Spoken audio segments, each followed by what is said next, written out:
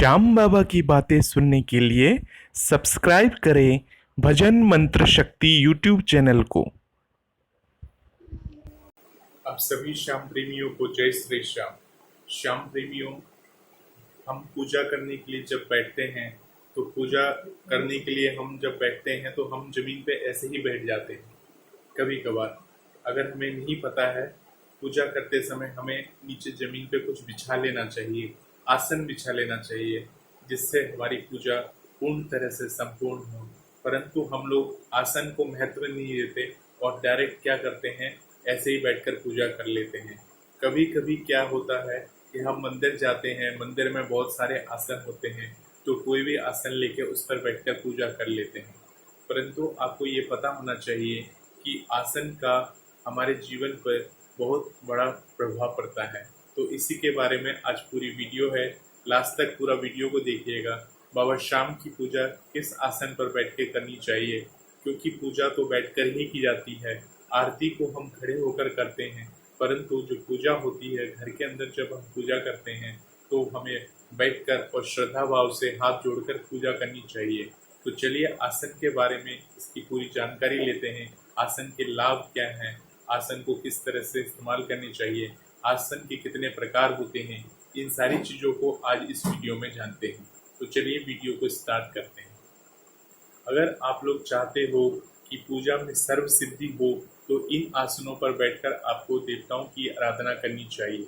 हिंदू धर्म में शास्त्रों के अनुसार की गई वैदिक पूजा को ही सर्वश्रेष्ठ पूजा कहा गया है। यदि पूर्ण श्रद्धा एवं विधि विधान पूर्वक पूजा आराधना की जाए तो निश्चित रूप से सारी मनोकामनाएं पूर्ण होती है।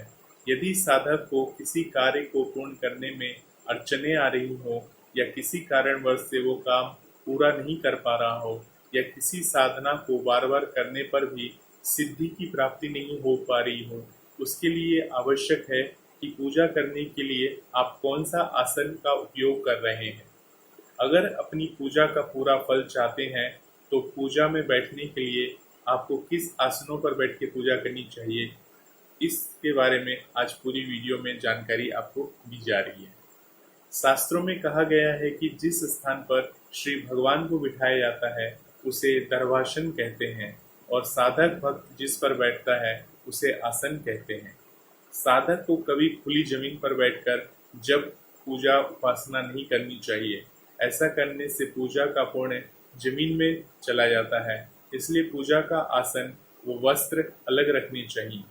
जो शुद्ध रहे लकड़ी की चौकी, घास फूस से बनी हुई चटाई, पत्तों से बने हुए आसन पर बैठकर पूजा करने से भक्त को मानसिक अस्थिरता, बुद्धि की भटकन, मन की डावाडोल स्थिति, उच्चाटन, रोग शोक आदि देते हैं।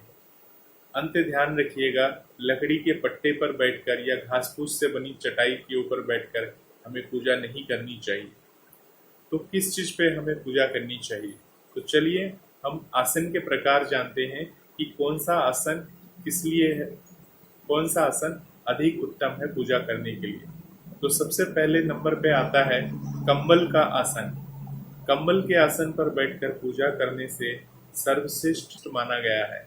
यह लाल रंग का कंबल माँ भगवती, लक्ष्मी, हनुमान जी आदि की पूजा के लिए तो सर्वोत्तम माना गया है। कुश का आसन।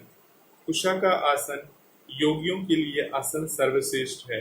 यह कुशा नामक घास से बनाया जाता है, जो भगवान के शरीर से उत्पन्न हुई है।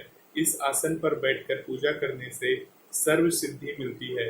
किसी भी मंत्र को सिद्ध करने में कुशा का आसन सबसे अधिक प्रभावी है, लेकिन विशेष कर पिंडदान, श्राद्ध, क्रम इत्यादि के कार्यों में कुशा के आसन का प्रयोग नहीं करना चाहिए।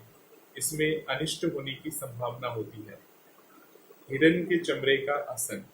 हिरण के चमड़े का आसन ब्रह्मचार्य, ज्ञान, वैराग्य, सिद्धि, शांति एवं मोक्ष प्रदान करने वाला सर्वश्रेष्ठ आसन है। इस पर बैठकर पूजा करने से सारी इंद्रियां संयमित रहती है। कीड़े मकोड़ों, रक्त विकार, वायु पित्त विकार आदि से साधक की रक्षा होती है। यह शारीरिक ऊर्जा भी प्रदान करता है, लेकिन गृहस्थ जीवन के साधकों को इसका प्रयोग नहीं करना चाहिए। बाघ के चमड़े का आसन। बाघ के चमड़े का आसन का प्रयोग बड़े बड़े सन्यासी, योगी तथा साधु महात्मा एवं स्वयं भगवान महादेव करते हैं। इस आसन पर साधना करने से सात्विक गुण, धन वैभव, भू संपदा, पद प्रतिष्ठा आदि की प्राप्ति होती है। अब हम आपको बताने जा रहे हैं कि आसन पर किस तरह से हमें बैठना चाहिए, आसन पर बैठने के क्या नियम है, उसके बारे में आपको पूरी जानकारी दे रहे हैं। किसी भी नए आसन पर बैठने से पहले आसन का पूजन करना चाहिए या एक चम्मच जल, एक फूल आसन के नीचे अवश्य रखना चाहिए। आसन देवता से ये प्रार्थना करना चाहिए कि हे आसन, जब तक आपके ऊपर बैठकर पूजा करूं, तब तक आप मेरी रक्षा करें और मुझे मेरी मनोवांछित सिद्धि को प्रदान करें। पूजा में किसी दूसरे के आसन का प्रयोग नहीं करना चाहिए। आसन विनियोग के बाद साधक अब पहले पूर्व या उत्तर दिशा की ओर भगवान के सन्मुख घी का दीपक जरूर जलावे और दीपक जलाते समय आपको मंत्र का उच्चारण करना चाहिए। ये मंत्र आपको हम बता रहे हैं। ओम अग्नि ज्योति पर ब्रह्मा दीपो ज्योति जनार्दन दीपो हरेहु दीपो हरतु में पाप दीपो ज्योति नमोस्तुते। ये मंत्र है। आसन विनियोग के बाद साधक पहले पूर्व या उत्तर दिशा की ओर भगवान के सम्मुख घी का दीपक जरूर जलाएं और दीपक जलाते समय इस वैदिक मंत्र का उच्चारण करना चाहिए। ओम अग्नि ज्योति पर ब्रह्मा दीपो ज्योति जनार्दन दीपो हरितु में पाप दीप ज्योति नमोस्तुते। पूजा समाप्त होने के बाद अपने आसन को खुद से ही मोड़कर ऐसी जगह रखना चाहिए जहां उसे कोई दूसरा छू ना सके, यानी स्पर्श ना करे। तो इन चीजों को अगर आप ध्यान में रखते हो तो आपकी पूजा पूर्ण तरह से सिद्ध होगी और भगवान की कृपा आपके ऊपर बरसेगी। अब हम आपको बताने वाले हैं कि बाबा श्याम की पूजा किस आसन पर बैठकर करनी चाहिए। तो बाबा श्याम की पूजा आपको जो ऊन का जो आसन आता है, ऊन रूपी या कम्बल रूपी आसन पर बैठकर आप बाबा श्याम की पूजा कर सकते हैं। आसन का जो रंग होता है वो लाल रंग का होता है। आप ऊन रूपी आसन पर बैठकर बाबा श्याम की आराधना करिए, बाबा श्याम की भक्ति करिए। बाबा श्याम का पूजन आप जो कंबल का जो आसन आता है, कंबल को पवित्र माना जाता है, कंबल के आसन जो कि लाल कलर का होना चाहिए, उस आसन पर बैठकर आप बाबा श्याम की भक्ति और पूजा कर सकते हैं और बाबा श्याम तक कृपा का पात्र बन सकते हैं। तो बहुत बहुत धन्यवाद आपको इस वीडियोस को देखने के लिए। ऐसे ही वीडियो को देखने के लिए इस चैनल के साथ बने रहिए। तब तक के लिए आप सभी श्याम प्रेमियों को जय श्री श्याम।